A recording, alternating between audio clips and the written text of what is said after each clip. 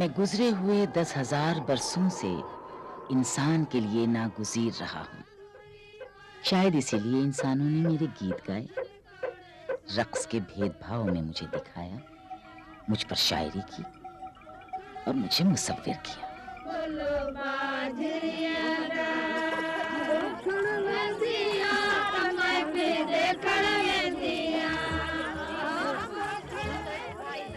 میری بات تو بس وہی سمجھ سکتے ہیں جن کی انگلیاں زرخیز اور سوندھی خوشبو والی گہری رنگت کی مٹی کے پرکیف لمس سے آشنا ہے.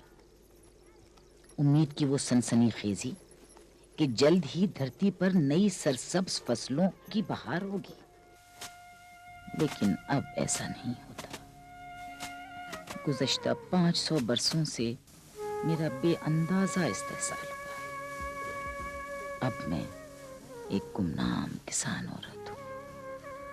اب میں ایک فنا ہوتی ہوئی نسل ہوں، اسی طرح جیسے 1 یا 2 ایکڑ کے خاندانی کھیت معدوم ہو رہے ہیں. قدیم زمانوں میں ہم اناج نہیں اگاتے تھے، ہم فطرت کی عنایتوں کو صرف اکٹھا کرتے تھے. جانوروں کو کھاتے ہوئے دیکھ کر ہم نے یہ جانا کہ کون سی چیز کھائی جا سکتی ہے اور کون سی زہریلی ہے. پک جانے پر ان کا اکٹھا کرنا آسان ہوتا تھا، لیکن موسم جب ختم ہو جاتا تو ہمیں اناج کی تلاش میں بہت دور تک جانا پڑتا تھا. ہر جگہ ایک جیسی چیزیں نہیں اگتی تھیں.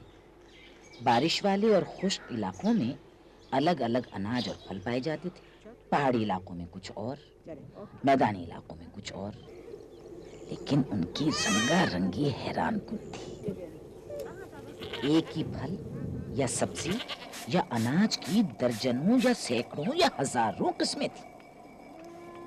ان قسموں کا تعین مقامی مٹی، آب و ہوا، زمین کی بلندی، پانی اور ان کے گرد پائے جانے والی دیگر نباتات اور حیوانات سے ہوتا تھا.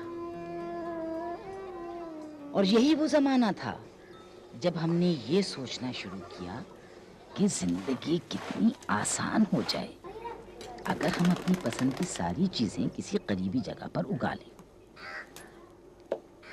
لیکن ہم ایسا کس طرح کر سکتے تھے؟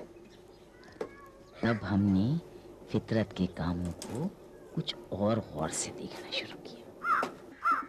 آخر فطرت بھی تو انسانی مدد کے بغیر ہر کام خود انجام دیتی تھی. سال بسال فطرت کا یہ سارا خزانہ لاکھوں جانداروں کی خوراک بن جاتا اور پھینک دیے جانے والے بیجوں سے ایک بار پھر اگاتا. دنیا میں تمام جانداروں کی ضرورت سے زیادہ خوراک موجود تھی.